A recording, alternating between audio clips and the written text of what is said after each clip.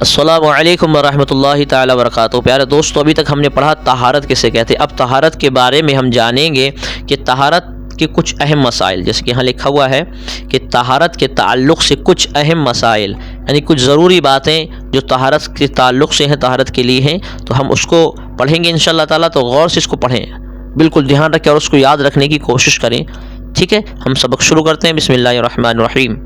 مسئلہ: جس جگہ نماز پڑھنا ہو اس کے پاک ہونے سے مراد قدم کی جگہ اور موضوع سجدہ کی جگہ کا پاک ہونا ہے، یعنی سجدہ کرتے وقت بدن کے جو اعضاء زمین سے لگتے ہیں ان اعضاء کے زمین سے لگنے کی جگہ کا پاک ہونا ضروری ہے۔ در مختار، یعنی نمازی جہاں پڑھے، بہرحال جو بتاؤں کہ آپ کو جو مصلی ہم بچھاتے ہیں تو پورے مصلی کی مقدار جو جگہ ہے، گراؤنڈ ہے مصلی بچھانے کی جگہ، اتنا پاک ہونا ضروری ہے۔ مصلی کی جگہ جہاں مصلی بچھے مصلی کے برابر وہ جگہ کا پاک ہونا ضروری ہے، ٹھیک ہے۔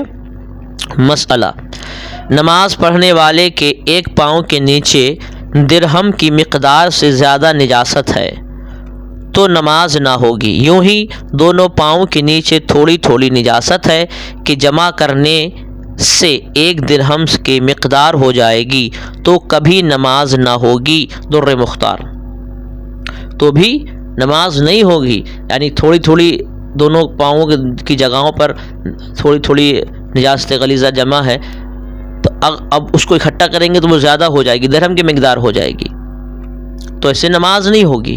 تو اس لیے ضروری ہے، کیونکہ ہم نماز پڑھ رہے ہیں، رب کی بارگاہ میں سجدہ کرنے کے لیے جا رہے ہیں، تو ضروری ہے کہ ہمارے لیے یہ چیزیں، کہ ہم تمام ان باتوں کا خیال رکھیں کہ ہم رب کی بارگاہ میں کھڑے ہونے جا رہے ہیں، تو کم سے کم اس چیز کا خیال رکھیں کہ اپنے رب کی بارگاہ میں کھڑے ہونے جا رہے ہیں، تو جہاں ہم نماز پڑھیں اس چیز کا ضرور پاک ہونا ضروری ہے، جس چیز پر پڑھیں اس چیز کا پاک ہونا ضروری ہے۔ اللہ ہمیں توفیق دے۔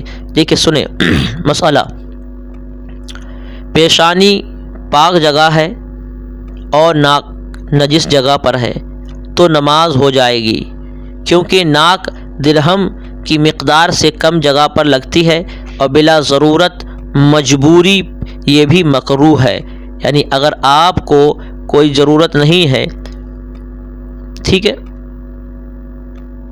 دیکھیں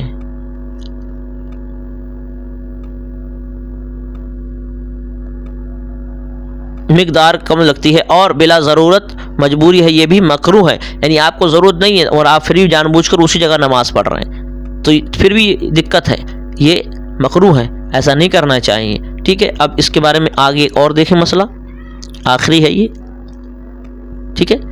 مسئلہ: اگر سجدہ کرنے میں کرتا قمیص کا دامن وغیرہ نجس جگہ پر پڑتے ہوں تو حرج نہیں، یعنی سجدہ کر رہے ہیں تو کرتے کا دامن وغیرہ اگر وہ تھوڑا سا نجس ایسا ہے کہ جو دامن میں نہ لگے، اس چیز کا دھیان رکھیں، ایسی نجس چیز ہے جو تمہارے دامن میں کرتے میں نہ لگے، اس میں کوئی حرج نہیں ہے۔ اگر دامن لگا ہے، سوکھی چیز نجس ہے جو کرتے وغیرہ میں نہیں لگ سکتی، تو آپ نماز پڑھیں گے تو ہو جائے گی، مگر یاد رکھیں کہ اگر کوئی ایسی چیز ہے جیسے کہ بچے نے پیشاب وغیرہ کر دیا، وہ جگہ گیلا ہے اور آپ نماز پڑھ رہے ہیں اور آپ کا دامن بار بار اس جگہ، کیونکہ ہم جب سجدے میں جائیں گے تو دامن ہمارا پیچھے والا جو سرا ہے وہ ضرور، ظاہر سی بات ہے، اس جگہ پڑ سکتا ہے۔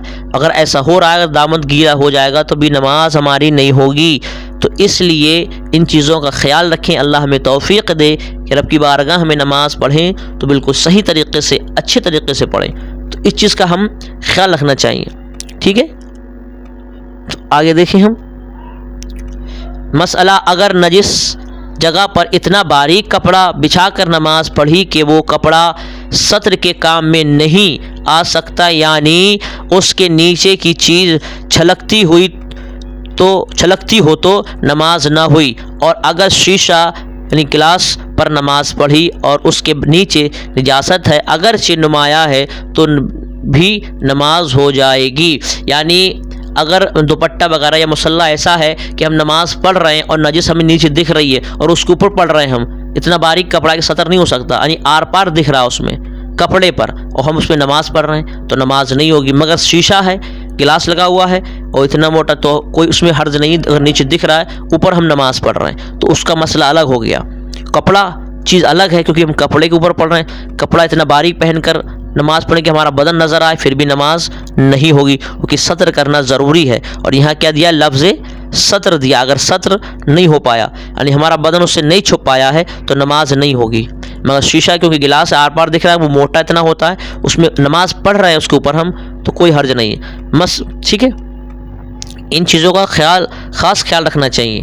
مسئلہ, اگر موٹا کپڑا نجس جگہ پر بچھا کر نماز پڑھی اور نجاست خشک ہے کہ کپڑے میں جذب نہیں ہوتی اور نجاست کی رنگ اور بدبو محسوس نہیں ہوتی تو نماز ہو جائے گی کہ یہ کپڑا نجاست اور نمازی کے درمیان فاصل ہو جائے گا باہر شریعت. یعنی کہ اتنا موٹا کپڑا ہے کہ ہم اس کو بچھا کے نماز پڑھ رہے ہیں تو نہ تو ہم بدبو آ رہی ہے اور نہ نجاست دکھ رہی ہے, کافی موٹا کپڑا ہے, تو ہم وہ نمازی کے اور نجاست کے درمیان ایک دیوار سا بن جاتا ہے. تو ایسے صورت میں ہم نماز پڑھ لیں گے تو نماز ہماری ہو جائے گی. مگر کپڑا باریک ہے تو بدبو بھی آئے گی اور نجاست اگر نظر آ رہی ہے تو نماز نہیں ہوگی. نوٹ, اگر پاک صاف جگہ میسر ہے تو نجس جگہ پر کپڑا بچھا کر نماز نہ پڑھے. مذکورہ بالا مسائل حالت مجبوری کی صورت کے ہیں.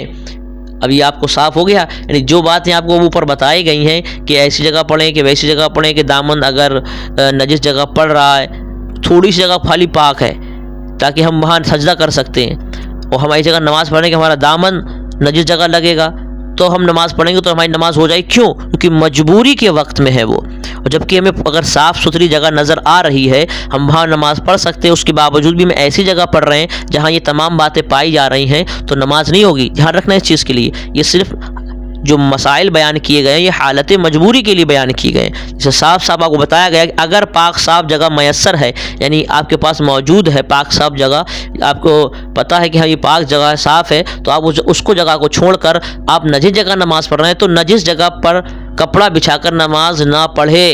اگر پڑھے گا تو جان بوجھ کر ایسا کریں گے تو نہیں ہوگی. اور مجبوری ہے, اس تمام باتیں جو دی ہیں یہ مجبوری میں دی گئی ہیں, اور مجبوری میں تو آدمی اگر ننگا ہو کر بھی نماز پڑھے گا پھر بھی ہو جائے گی. اگر اس کے پاس کپڑا ستر چھپانے کو کوئی چیز ہے نہیں, وہ تنہا ہے, کوئی نہیں ہے, مجبوری اس کے پاس کوئی کپڑا نہیں ہے, تو وہ اگر ٹائم وقت ہے نماز کا آ گیا تو ویسے ہی وہ وضو کر کے نماز ادا کر لے تو انشاءاللہ تعالی نماز ہو جائے, کیونکہ مجبوری ہے, کیونکہ مجبوری شریعت نے چھوٹ دی ہے. اگر وہ معذور ہے تو بس یہی آپ لوگوں سے مؤدبانہ گزارش ہے کہ ان تمام مسائل کو اپنے ذہن میں رکھیں. انشاءاللہ تعالی مرتے وقت تک یہ کام آئیں گے. خود علم دین سیکھیں, دوسرے کو سکھائیں, مسائل خود سیکھیں, دوسرے نمازیوں کو بتائیں اس کے بارے میں تاکہ ان کی نماز درست ہو جائے. اللہ ہمیں ہدایت دے, علم دین سیکھنے اور سکھانے کی ہمیں توفیق عطا فرمائے. انشاءاللہ تعالی اگلی جو ہماری نماز کی شرط ہے, نماز کی دوسری شرط جیسے کہ نظر آیا, نماز کی دوسری شرط ستر عورت ہے. انشاءاللہ تعالی ہم اگلے سبق میں اس کے بارے میں جانیں گے, پڑھیں گے, اور اس کے بارے میں کچھ اہم مسائل ہیں وہ بھی ہم جانیں گے انشاءاللہ تعالی. تب تک کے لیے خدا حافظ.